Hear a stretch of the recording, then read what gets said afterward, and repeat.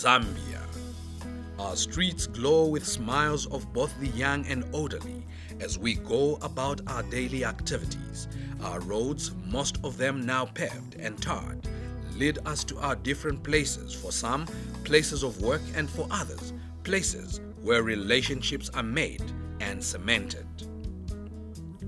Our daily narratives, taken in their most strict sense, may vary, but broadly speaking, and as many who have walked our streets and mingled with us attest, we are such an amazing people.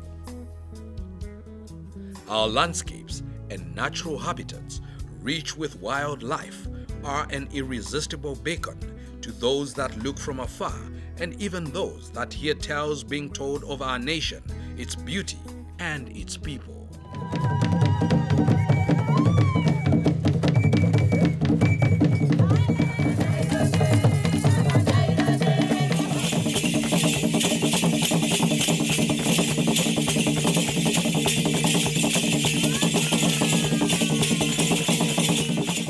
While yet we today stand proudly in a land so free, our freedom was in no way free, and neither was it handed to us cheaply.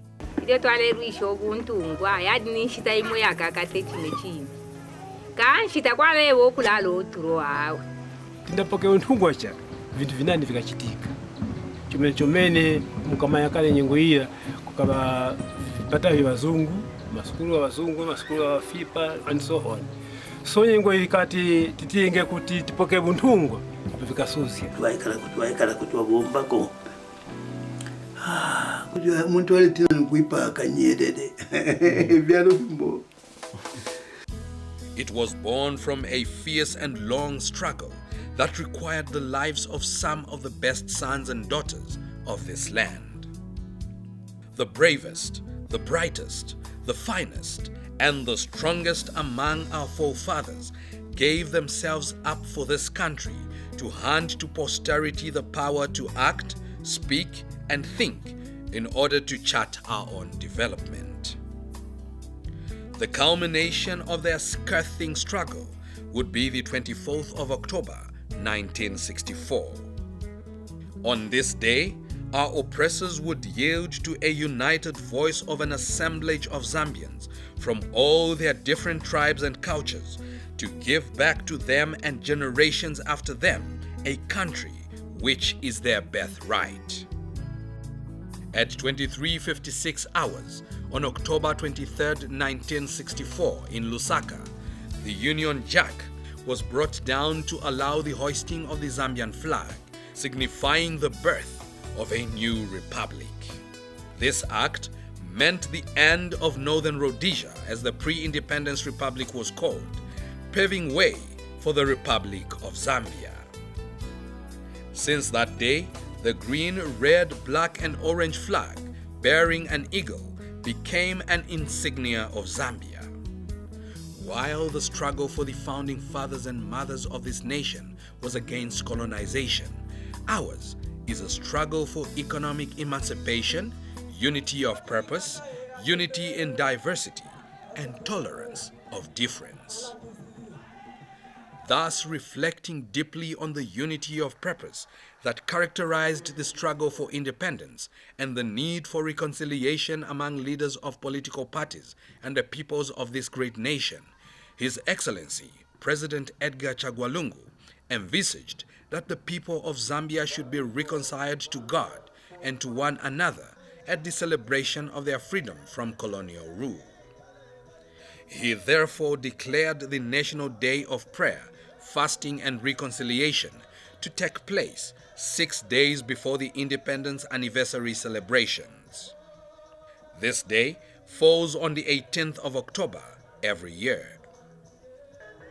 As the custom has been since the declaration of this important day in 2015, President Edgar Lungu led the nation in observing this year's National Day of Prayer, Fasting and Reconciliation at the Lusaka Showgrounds main arena under the theme, Receiving Times of Refreshing from the Presence of the Lord through reconciliation with one another and the environment for a prosperous Zambia.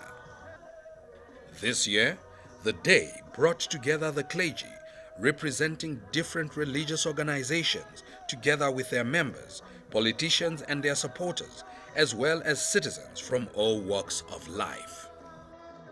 And so our call to prayer is, and it hinges on these scriptures, that if God Almighty is to bless us with the prosperity that we are asking for as Zambia, as a nation, we need to learn to forgive one another, to reconcile with one another.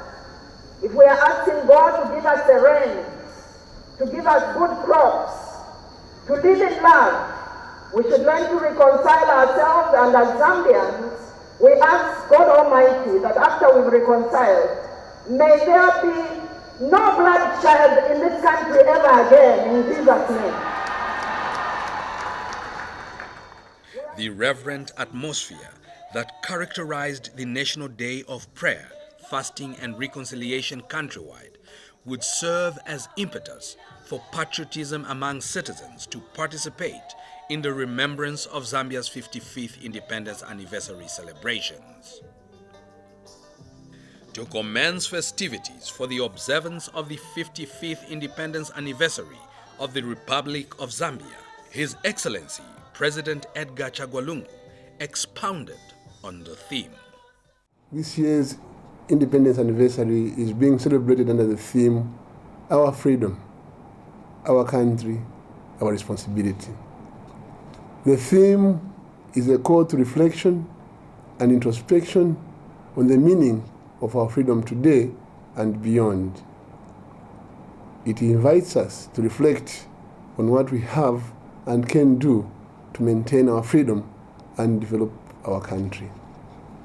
Countrymen and women, the freedom we are enjoying today enables us to interact with one another and exchange ideas freely but responsibly.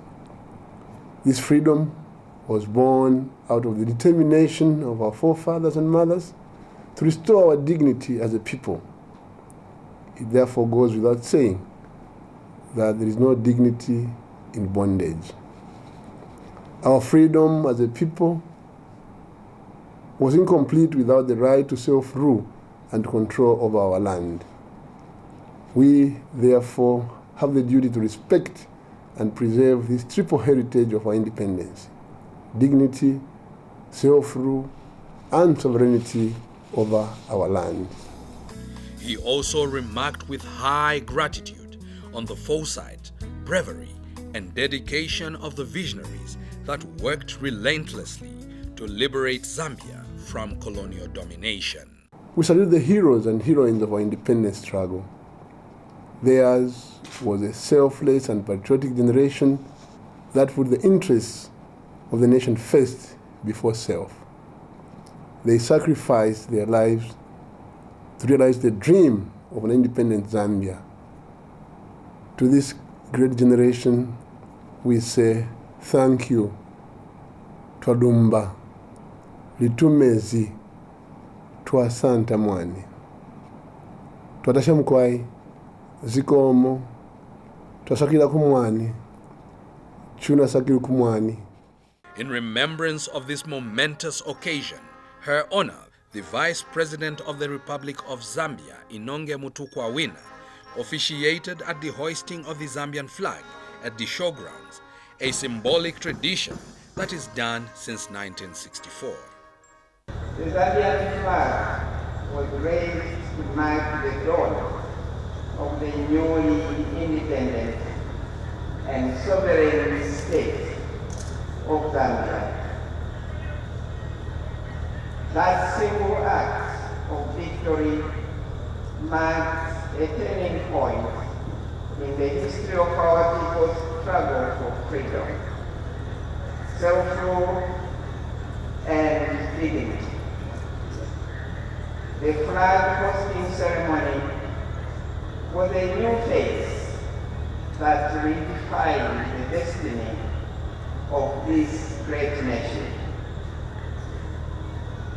Therefore, as we gather tonight, we reaffirm the commitment and sovereignty of our country by raising our national flag in a midnight ceremony. And as we do so, we celebrate our fallen heroes and heroines who sacrificed their lives for Mother Zambia.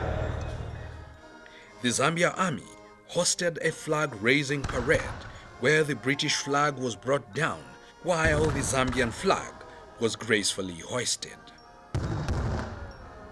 In the process, the Zambia Army Brass Band played the Zambia national anthem amidst a gun salute that preceded a colorful display of fireworks to set the celebrations in motion. The joyous celebrations carried on into the morning of the 24th of October. On this day, President Edgar Lungu arrived at the Freedom Statue to lead the nation in a ceremony convened in honor of the gallant men and women who died in the struggle to liberate Zambia. The ceremony was attended by former Republican President Rupia Banda, senior government officials, members of the diplomatic corps, and senior politicians from the ruling Patriotic Front and opposition parties. The president led service chiefs and members of the diplomatic corps in laying wreaths to the sound of solemn hymns played by the Zambia Army.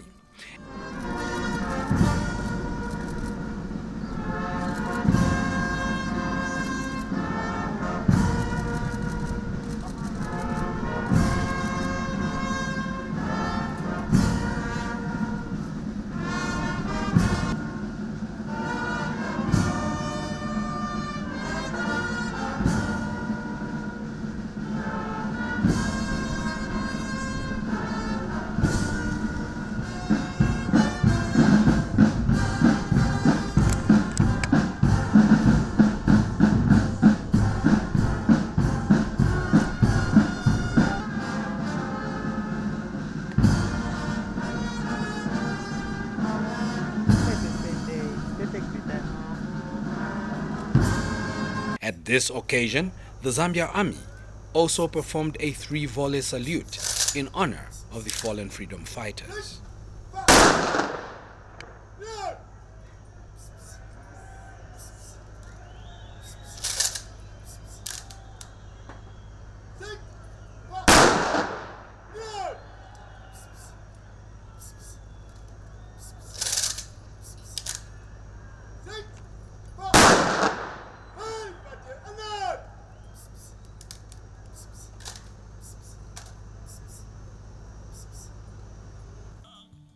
The celebrations would move to State House, where the Republican president hosted an investiture ceremony to bestow honors and awards on deserving citizens for their outstanding achievements in their service to this nation.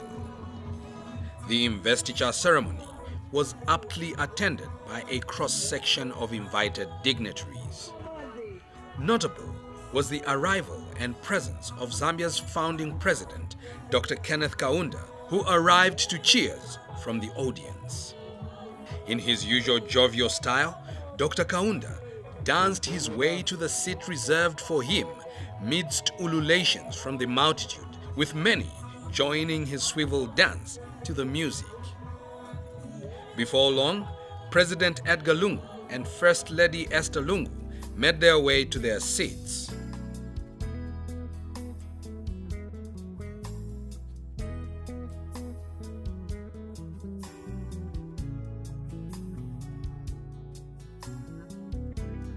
The ceremony commenced with the African Union Anthem and the Zambia National Anthem, after which guests were treated to a string of entertainment by the Defense and Security Choir and other invited drama and music groups.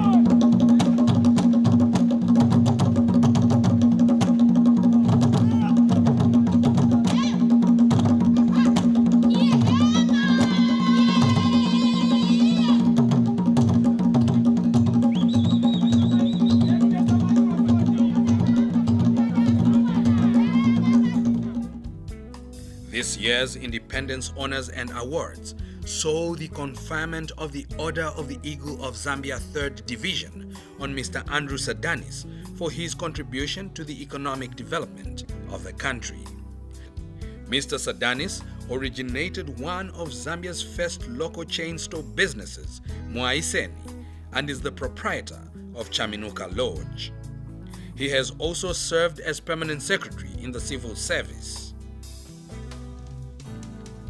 The Order of the Grand Companion of Freedom, 2nd Division, was awarded to Sylvester Mwambachi Sembele posthumously, who before his demise spearheaded the formation of the Freedom Fighters Association, and Edina Malengo, who was actively involved in the independence struggle and the fight against colonialism.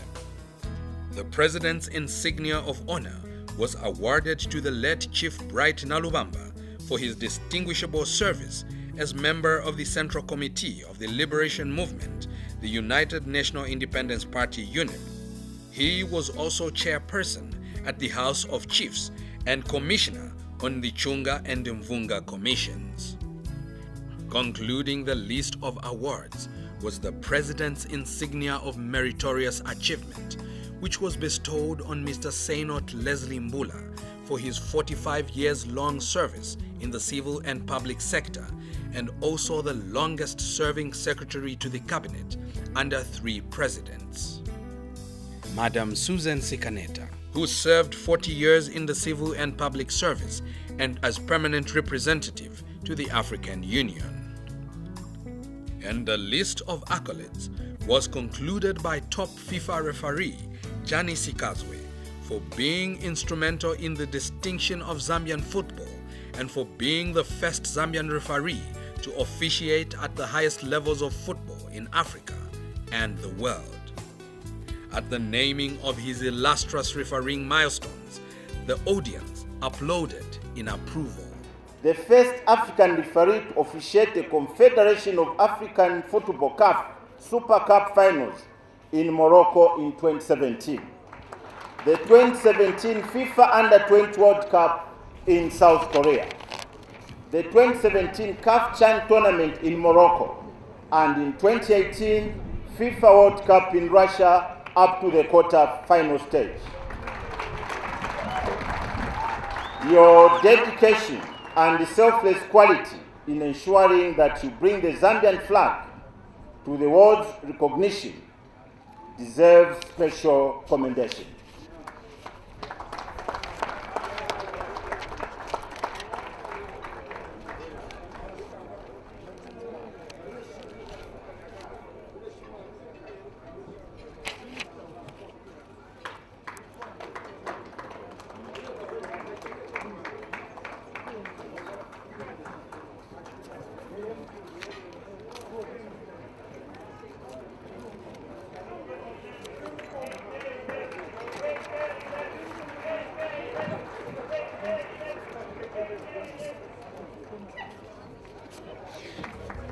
Diligent work done to emancipate the country from the challenges it is faced with today. Civil servants, sportsmen, businessmen and women have been shown role models to emulate. I feel that this is not an honor for me alone, but for my entire civil service, where I served for all those years. You see, for anybody to be successful, you must prepare a successor. If you don't prepare a successor, you're a failure. How do you prepare a successor? You create a ground which is level for people coming later to fit in, and they don't find stumbling blocks. They just fit in and they operate like normal. But if you don't prepare people to take over from you, then you are a failure yourself. The theme for this year's independence celebrations was critical for the youth today and how they conduct themselves in politics, service to the nation and its people, as well as in their private business escapades. Former President Rupiah Banda took time to give his counsel to the youth. The young people must remember that this country was colonized. All of us were under bondage. And then your parents, your grandparents, like myself and so on, had to fight in order to have this country. And we must do everything to keep this country together. Political leaders, senior citizens, and the clergy also used the occasion to speak to the theme and what it meant for this generation. Through the years, now I'm 60, I get a question as, what's your advice? The only advice can be to our young people. The young ones who are pulling knives and pangas at each other, that Zambia is your only destiny. And for us, older people, we cannot advise you or give you a better vision of Zambia. You, the internet age, are the ones that are going to develop our country. When a young person goes astray, the blame goes to you, the parent. You are the one damaging the young person. Young people are born okay, free, healthy. You understand? So install the right apps in your kid. And those are the apps when the kid is older will use. This is why Dr. Lungu should focus on primary and early childhood education. The most important education you'll ever have in life is early childhood education, primary school education. Secondary education is not important. That's why it's called secondary. It's additional. But in primary school, that is where we must teach our kids not only the life cycle of frogs, butterflies and houseflies, but we must teach them the life cycle of a business, the life cycle of a project. Learn from the past, obey in the present, shape the future. We are asking you, our sons and daughters, to begin to engage in such a way that you can truly shape the future, correct mistakes of today, but be forewarned and have the foresight. You are helped with the hindsight that we can be able to share. And let us depoliticize independence. Some youths recognize the wrong vices observed in the conduct of their fellow youths and suggest alternate progressive traits that ought to be embraced. We have the responsibility, since we are the future leaders of this country, and our responsibility is to build this country.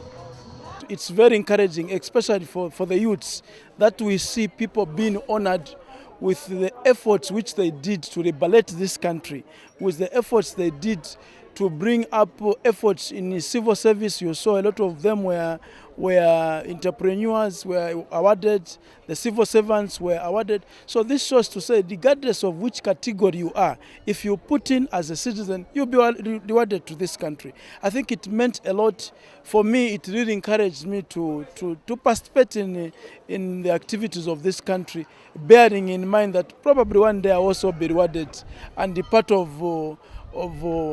managing this country. Just as was the case at independence on October 24th, 1964, the 2019 Independence Day celebrations brought the country together to seek the common good and desire of a reconciled and prosperous nation.